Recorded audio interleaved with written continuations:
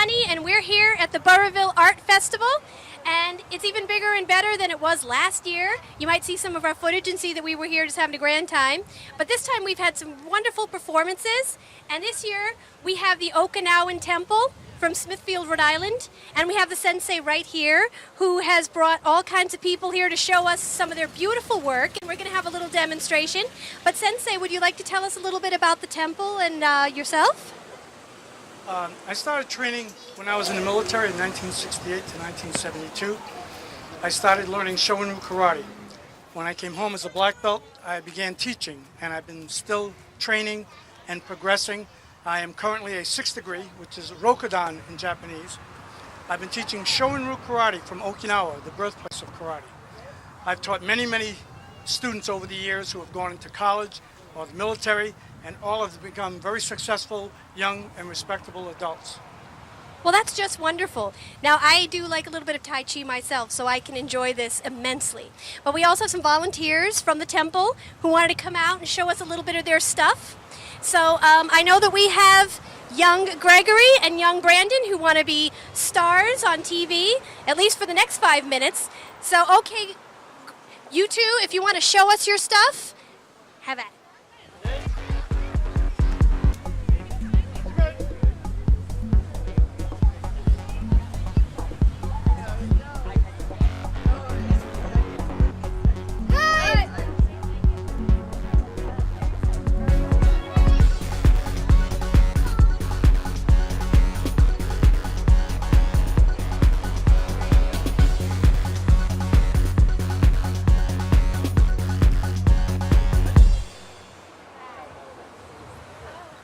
Wonderful.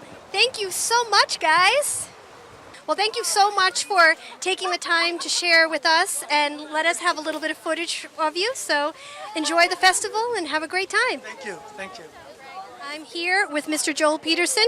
Now, Joel makes all this beautiful woodworking, all kinds of paraphernalia from swords like this. Now, this would be a practice sword, or in this case, like a decorative sword or a fun sword. Now, this is what people would use to practice on their times off when they didn't have a metal sword.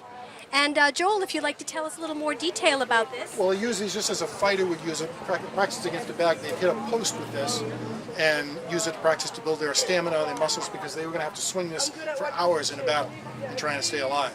Now with this, you'd have to carry a sword like this, a shield like this, that would shield him obviously for some blows, but eventually this would get broken in the field.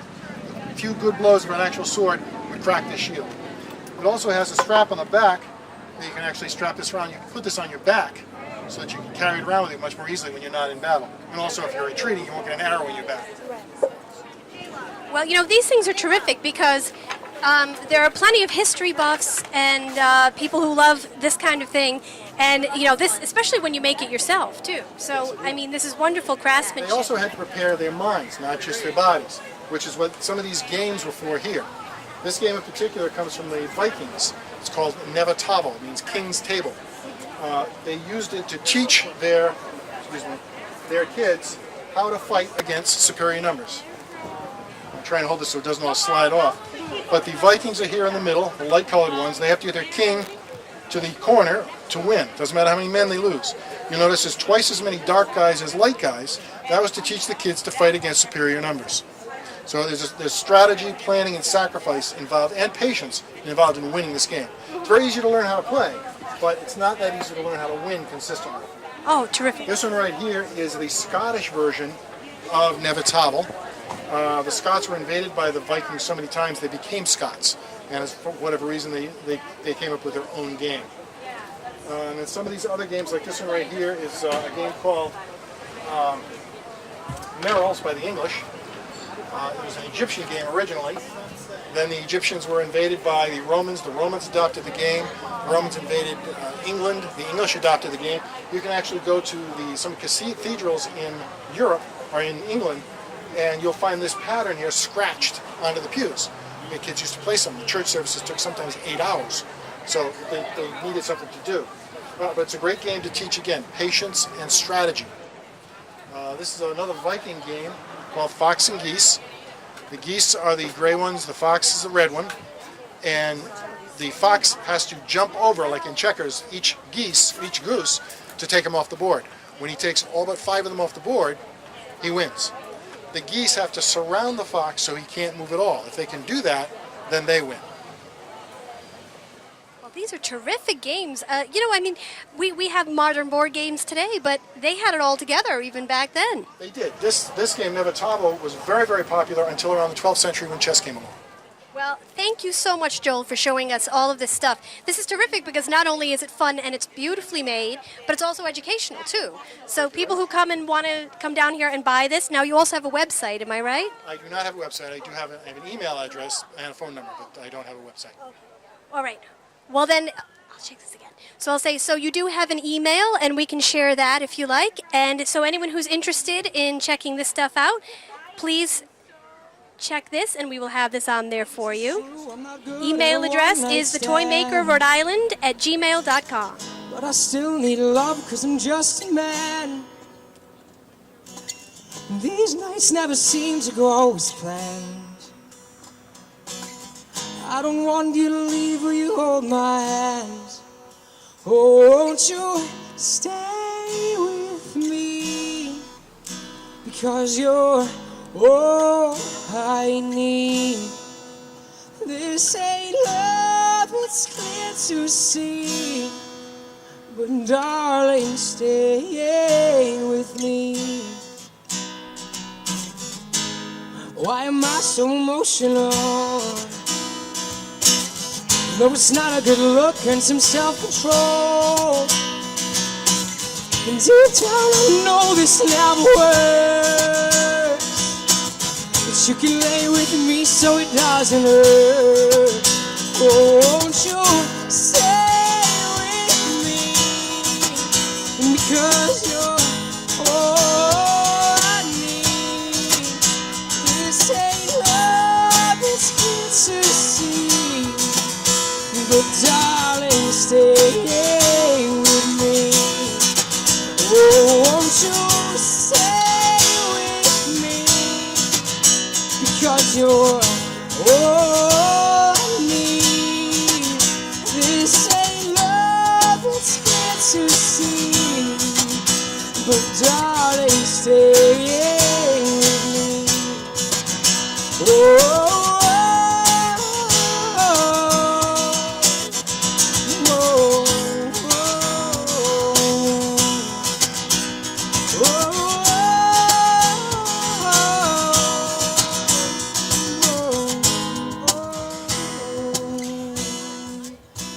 Won't you stay with me?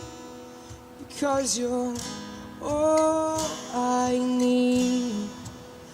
This ain't love, it's clear to see. But darling, stay with me. Won't you stay with me?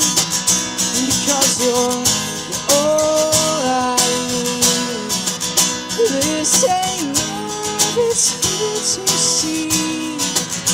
But darling, stay with me.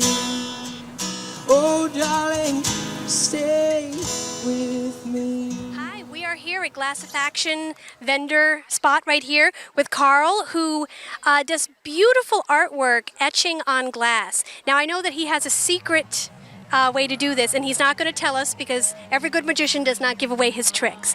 But we're hoping he'll say a little bit about some of this really terrific work. Hi, Carl. How we doing?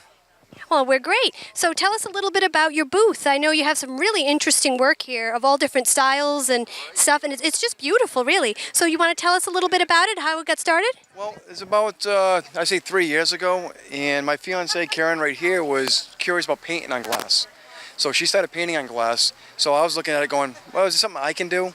Well, I used to be an illustrator, and I did drawings my entire life, so I kind of fell out of it for a while. Well, with her getting me back into it, which she was actually my full inspiration, I just kind of wanted to play around a little bit. And I was wood carving at the time for stuff around the house. I was making animal birdhouses. So I'm like, how's this going to work on glass?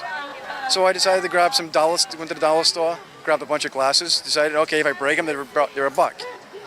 So I just one thing went to another. You start out with your basic templates, little junk stuff from the stores, and one thing led to another. And I did a lot of more research as I went along. And just it started finding my own style. I found my own little niche, and one thing led to another. And 3 years later, I've just gone public. Most of my work's been online. Well, terrific. You know, this is really wonderful because what we've been looking at a lot here at the festival is people who have found these crafts that they're very good at, but everything is so much more original. Everything is personal. You have your own style, and then your customers will request things out of you that are also personal to them, and that makes this work in festivals like this so terrific. And so, you know, I'm sure that we've had some good shots of some of the stuff if you guys want to take a look at it. So thank you so much for talking to us and taking the time. And I won't put Karen on the spot because she's just lives very low-key, but she has been very sweet to us as well. One thing I can say that we can add to this is that everything I do is extremely unique. We don't know what kind of glass we're going to find. So I might have 4 of one of another. So there's no guarantee next week I'm going to have it. Also, too, is I don't repeat any of my work. So out of the last 3 years, not one single art has been repeated. So my whole entire thing, exactly in the front, is considered being unique for a reason, because I want to give everybody their own piece of artwork for their house. So as soon as somebody buys it, they're the only owners of it, and it will go to nobody else. Well, that's wonderful, and I know that they're a big hit, and people have asked for things for their parties, people have asked for things for showers, bachelor parties, weddings. We have a few others. We have right now, the biggest request I have right now is animals, is personal pets. So the people ask me, what can I do them on? Well, I can do them anywhere between a 4-inch sun catcher, to a coffee cup, to a beer mug, to a giant plaque. So it all depends on your imagination. Well, that's terrific. So, making all kinds of memories on all kinds of glass, and they are really beautiful. So we had to stop and talk to you, and thank you so much, Carl. I appreciate it. Thank you. You're welcome, and enjoy the festival. I think I will. Thank you. Take care. Thank you so much.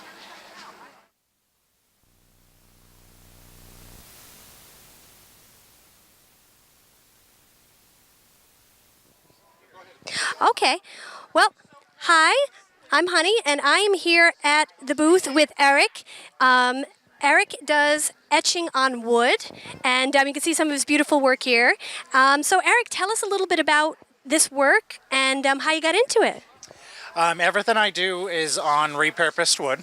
It's all done by hand, freehand. I try to use all repurposed wood because there's so much new being developed that, you know, sometimes something a little bit older just needs a little bit new life of its own. And I started this about 5 years ago.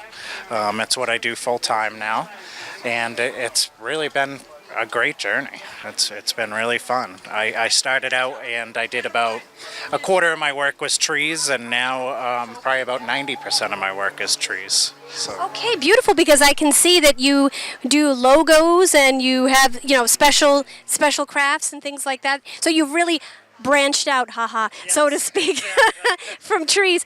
But, you know, this is wonderful because I happen to love trees myself, so of course I gravitated right over here to it. Now, what was your first love with these sketches? Now, when you originally had your repurposed wood, was it all trees? Did you get inspired, you know, that was a theme, or was it just something that you loved to draw? I've always loved trees, and I started with, my parents bought a property in Vermont, and I started with a design. We named the place Tully Acres, and I made a sign with Tully Acres and a tree on it, and that's kind of how it was born. Oh, that's so nice. So it's like really something that you're capturing good moments and bringing them back. Well, you know, we were just talking about how wonderful it is that the art of handcrafting things has really come back. It's easy to get something that you can get everywhere, but it's not easy to get something that was made lovingly by hand and is one of a kind.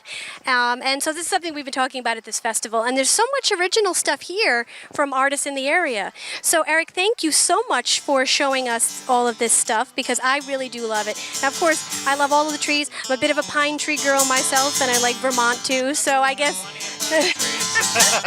So let us hope that, like pine trees, it stays evergreen and you keep going with this, because it's obviously beautiful and a joy. So.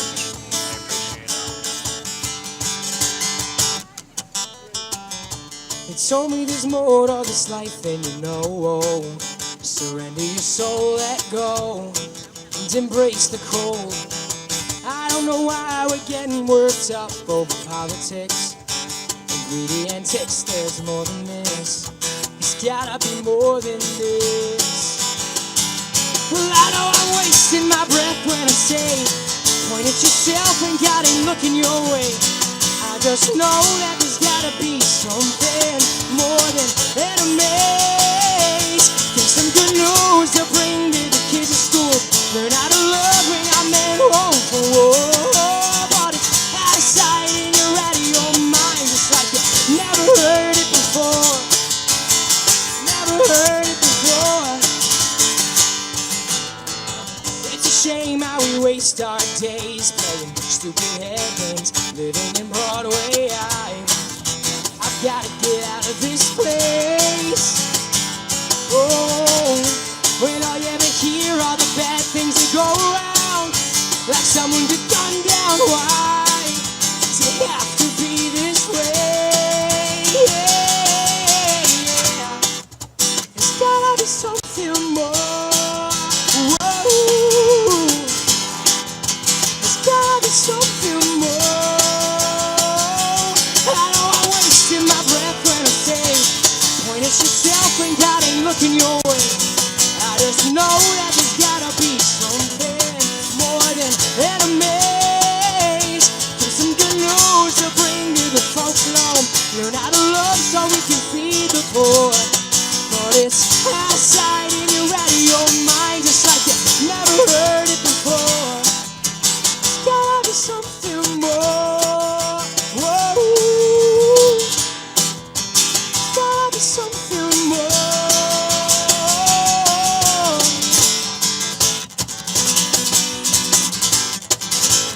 Lead guitar, probably my solo, but so we'll do a dance break. It's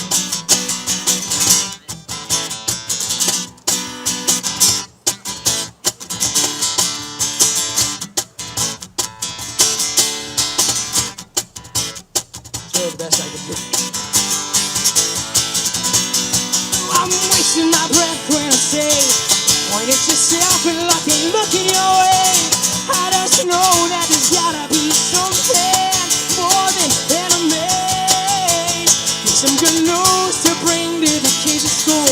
Learn how to love when I'm at home for war. But it's out of sight and you're out of your mind, just like you never heard it before. You never heard it before. You never heard it before. You never heard it before. You never heard it before.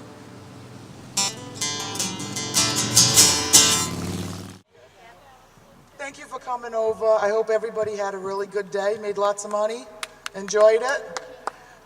We didn't tell everybody that we were going to be doing this to begin with, but some of you might have been aware we had some people walking around and they were talking to you in your booths. They were checking out your product, things like that. We had independent judges come in this year, and we have awards for some of the vendors based on the categories that they were judging on. And we have 4 different awards, and the first award for third runner-up for Best in Show goes to Wendy Kenyon from Photos by Wendy and Chet. I just want to let everybody know, Wendy's and Chet's photos. Chet was my dad, and he passed away 4 weeks ago. So this is for my dad.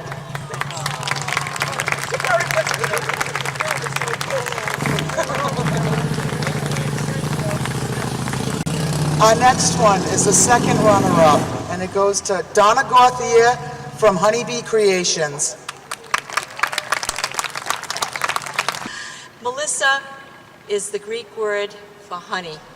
And our daughter Melissa passed away 7 years ago, almost 8. So it's named after her. So Missy, here's to you.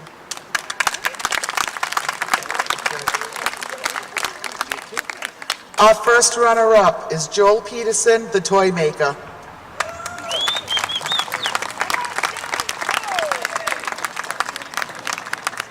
Say something? All right. Go find Wendy so you can swap those. Go find Wendy. And our best in show this year goes to Carl Rigo from Glass of Action. Has he made it down yet? Yes, he has.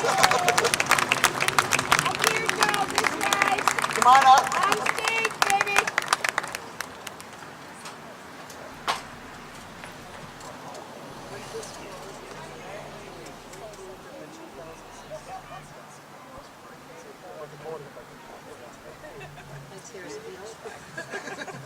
I really don't have much of a speech, to be quite honest. 3 years ago, I've been an illustrator my whole life. Working in the oil field for about the last 15 years, wanted to find something different to do. Pulled out the glass one day, grabbed the Dremel. 3 years later, here I am. Now I'm just looking to actually just advance myself further to get more details and hopefully just improve my craft. Thank you again. Thank you, everybody. We'll see you tomorrow. Well, we are here with the head lady, Veronica, and we have talked to her last year, and this year it's ballooned up even more. It's been such a terrific day. So, Veronica, tell us about the year and how proud you must be of how big it's gotten. We've more than doubled in size this year. We've expanded all the way across. I have a waiting list for next year already. I've had people trying to come in all week long, but we've been completely sold out of the spots we had.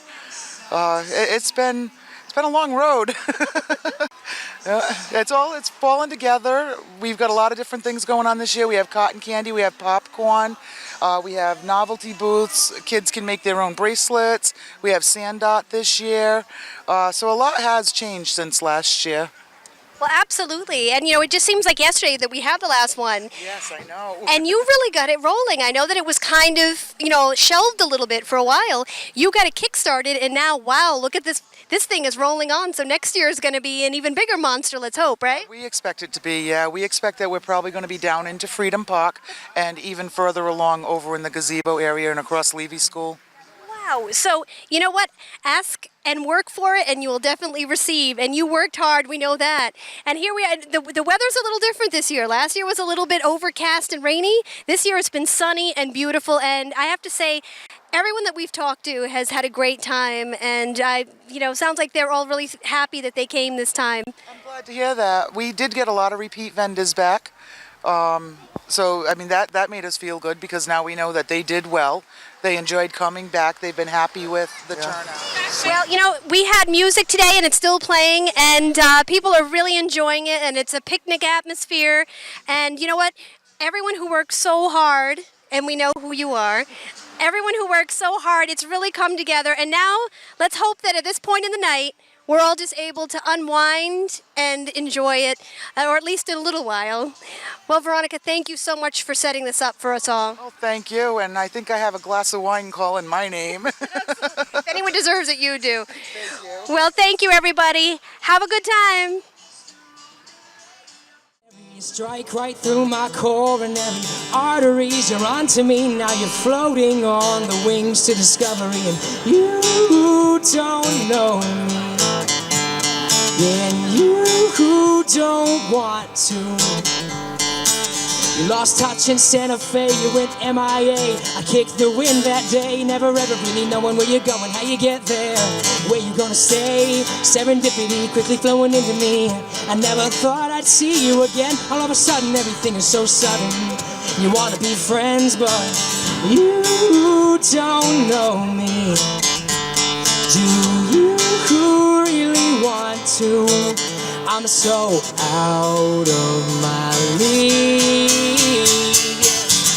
I don't know what you're seeing me, yeah. And it's so hard to believe it's true. A girl like you and a guy like me, it's a 1 in a million, babe. But I'm willing to make that chance to see. Take a chance on me. This is my favorite line here.